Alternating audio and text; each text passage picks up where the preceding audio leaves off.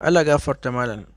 Tambaya ta ɗaya, mutum ne ya kasance baya so ya dinga saba wa Allah, ma'ana baya so ya dinga bibiyan mata da sauransu. To sai ya zamto ya kasance yana aikata istimna'i.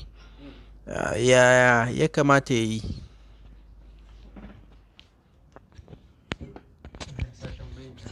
Na'am.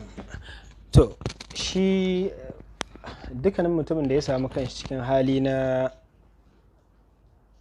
talauci har ya kai ga bai samu iyali ba, wa man lam yastati minkum tawlan ay yankiha al-muhsanati al-mu'minati famimma malakat aymanukum min fatayatikum al-mu'minat wallahu a'lamu bi imanikum ba'dukum min ba'd fankihuhunna bi izni ahlihin.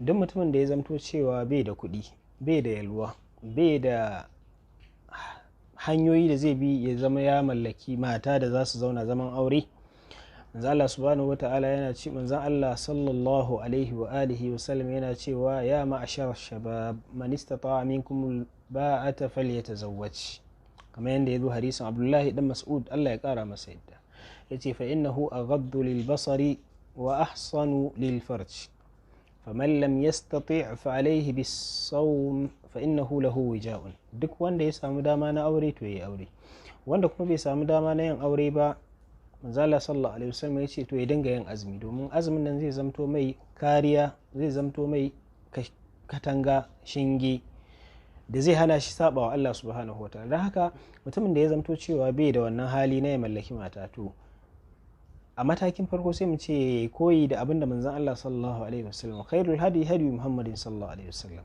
Don haka mutum ya kokari ya dinga yin azumi, azumin insha Allah zai zamto mai yana karya mai sha'awa, yana rage mai sha'awa har zuwa lokacin da ubangiji subhanahu wataala zai bashi yalwa, ya samu faraga, ya samu arziki da zai mallaka.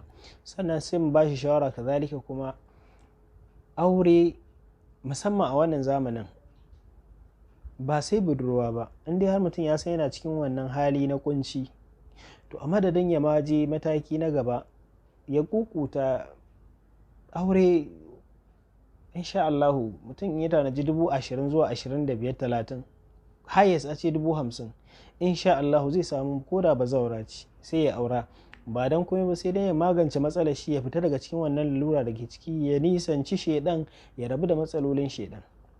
Shawarar da zan bashi, zai iya wannan koda rubutawa limamin masallacin da yake sallah, makotansu na unguwa, dangin shi, a sanar da su cewa wannan bawan Allah yana cikin wani irin hali, yana bukatan taimako, a hada naira 5,000, 10,000, 20,000 gwargwadon iko, a samu wata baiwa Allah wacce take ta yewa bazawara ce, a sanar da iyayenta, waliyanta, daura musu aure don ya fita daga cikin wannan halin. Sai abin da ya shafi gaba na biyu na maganar da ya, abin da ya shafi istimna'i zance qaulan wahidan qat'an haramun. Ubangiji subhanahu wataala ya ce wa man ibtagha wara'a dhalika fa ulaika humul adun. Duk wanda ya bi wani tafarki ta hanyar biya wa kanshi bukata sabanin abin da ya gabata na ayoyi, waɗannan su ne masu saba wa dokokin Allah, masu bin abin da shaidan ya karantar da su. Da haka kada ya zamto cikin masu bin karantarwar shaidan, ya yi hakuri, ya bi hanya wacce take mafi sauki don samun mafita. Istimna'i haramun ne. Abin da ake kira istimna'i shine mutum ya amfani da wani abu ko gaba ta jikin shi ko abin da ya kama da haka don biya wa kanshi bukata da kanshi. Wannan haramun ne a musulunci, haramun ne. Na'am.